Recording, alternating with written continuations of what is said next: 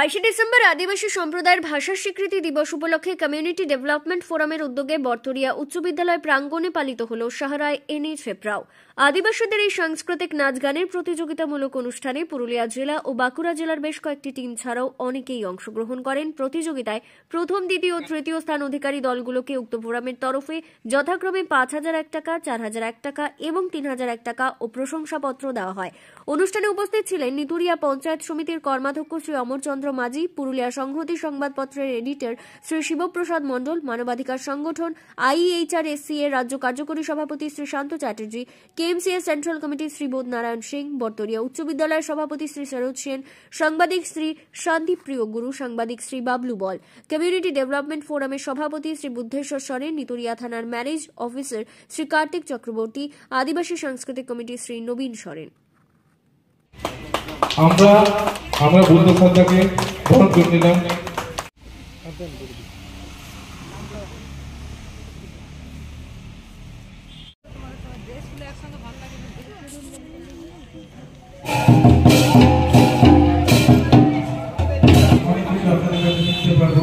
আপনারাও আমাদের কাছে শিখতে পারবেন।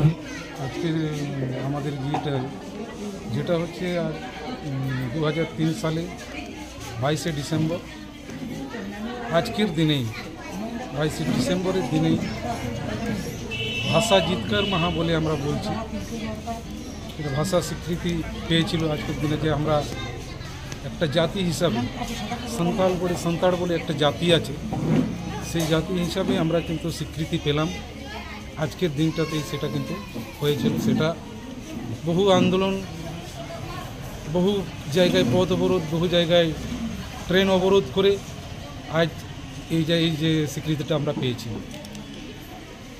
সেই জন্যে আজ আমরা এই দিনটাকে প্রায় সব জায়গায়, প্রতিটি জায়গায় আমাদের যে কোনো জায়গায় বড় করে, কোনো জায়গায় ছোট করে আমরা এই দিবসটাকে পালন করে থাকি।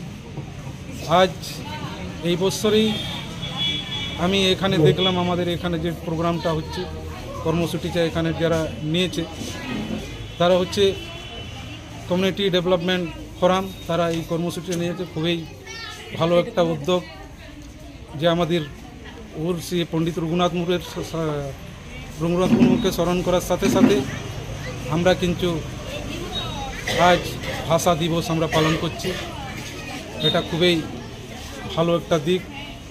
দুঃখের দিকও আছে আমাদের এখানে, যেখানে কিন্তু যদিও আমাদের রাজ্য সরকার, পশ্চিমবঙ্গ রাজ্য সরকার যদিও এখানে আদিবাসী ডেভেলপমেন্টের কথা বলছে, কিন্তু কিছু জায়গায় আমাদের খামতি মনে হচ্ছে থেকে যাচ্ছে, যেখানে কিন্তু করার সাথে সাথে আমরা সেভাবে কিন্তু আমাদের ভাষাকে আগে নিয়ে যেতে পারছি না। কিছু জায়গায় আমাদের কিন্তু বিঘাত ঘটাচ্ছে, যেটা হচ্ছে আমাদের বোর্ড না হওয়াতে আমাদের ভাষাটাকে আমরা কিন্তু আমাদের মতন করে ডেভেলপ করতে সেটা পাচ্ছি না।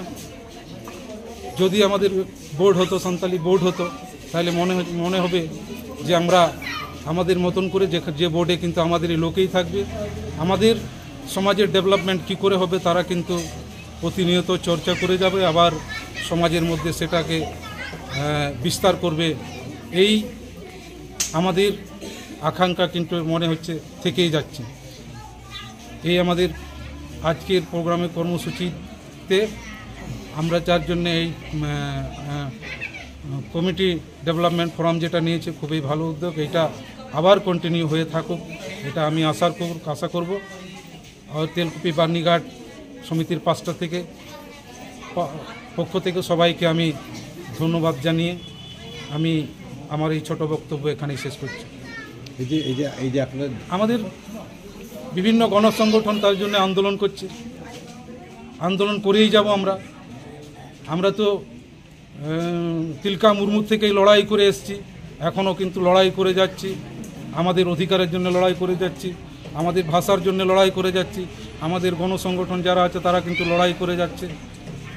আর সেই লড়াইটা কতদিন যাবে সেটাও আমরা বলতে পারছি না, কিন্তু আমাদের অধিকার না পেলে কিন্তু আমাদের লড়াইটাকে কিন্তু এগিয়ে নিয়ে যেতেই হবে, এটা কিন্তু আমাদের মনোভাব আছে।